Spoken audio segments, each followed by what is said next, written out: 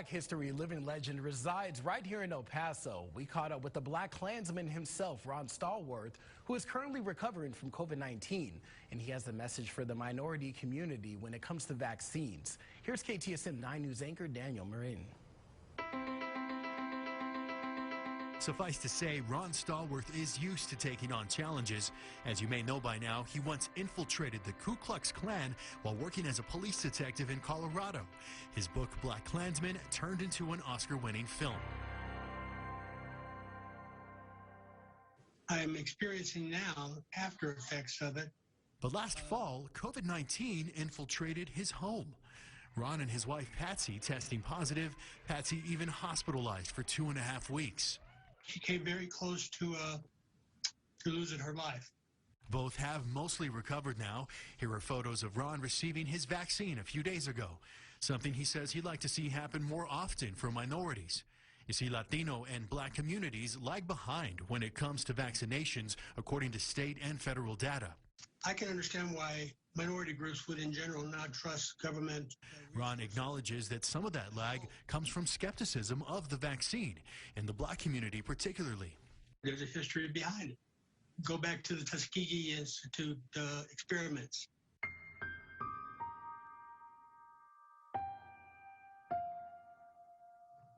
The Tuskegee experiment was carried out by the U.S. government from the 1930s to 70s. Health authorities used Black men as guinea pigs to see what would happen if syphilis were left untreated.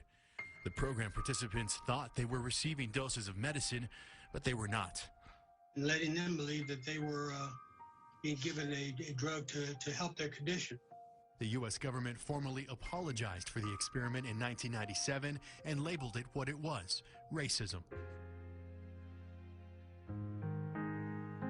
But Ron says none of that should keep people of color from getting their vaccines today. That dark chapter was in. We're in the now. Unless we see something that points us in the direction that negativity is ongoing and continuing, that we need to move forward from that. Reporting for Honoring Black History, I'm Daniel Marin, KTSM 9 News. Very powerful story there on how serious this virus is, and I hope a speedy recovery for both of them.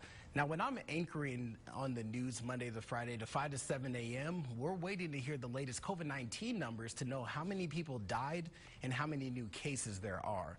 That's why I'm bringing back Dr. Alozie to discuss the recent report brought to my attention by El Paso Matters. Now, this is the title of it: Black El Pasoans Men Underrepresented in COVID-19 Vaccinations and State Data Indicate. Now, Dr. Alozie, we're African-American men. What needs to change to point blank just save lives? I think it's about equity, right? So people often talk about equality, which is giving everybody the same access and the same approach. But if you understand that we're about 3 to 4% of the population in El Paso and less than 2% of the vaccines, there has to be an equity, right? So you find ways to get it into the Black community, whether it's through churches, whether it's through ICC, whether it's through Alpha Psi Alpha, the Kappas, whomever it is.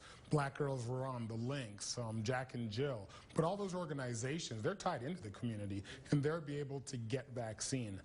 I think, though, Jay, it's also important for people to understand the supply chain's not there, right? There's not enough vaccine. And so, but in the next few months there will be, and if the planning goes into doing that now, we'll be able to get it into all parts of the community. And that's what really needs to happen. And another dilemma that's going on right now, I know the elderly right now, African-American El Pasoans, who are not aware of just how to get vaccinated. They're using the telephones right now.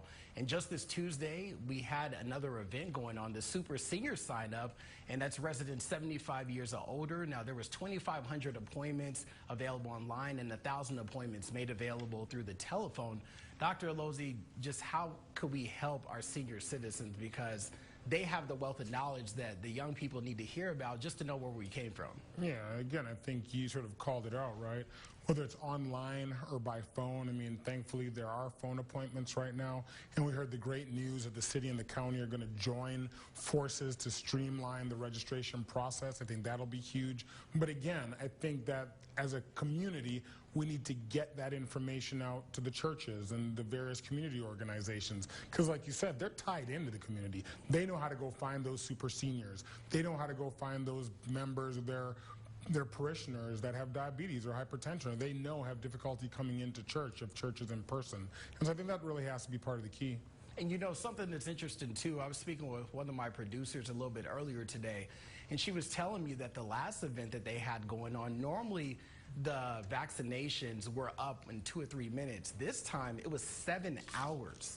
So we're talking about people I just don't think that they know. So if you're watching this, even if you do need help, reach out to maybe your grandsons, your granddaughters, your sons, your daughters to get that internet access to help you out to get that vaccine, because just like we spoke about, this is not the Tuskegee experiments anymore. This is 2021. A lot of research has been done on this.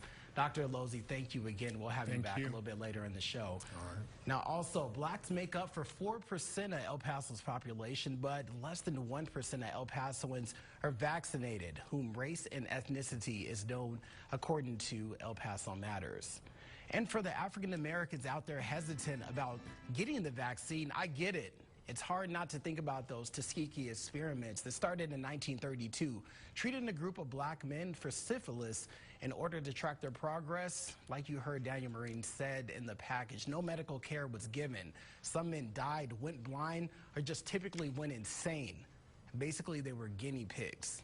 That's why I'm moderating a free virtual event going on March 13th called Replacing Myths and Facts. It's an informational call for minorities communities. Dr. Alozie will be on that panel along with Dr. Ian Moore, and he's a researcher that's involved with testing the Moderna vaccine. We'll have that information on KTSM.com. Coming Tune in every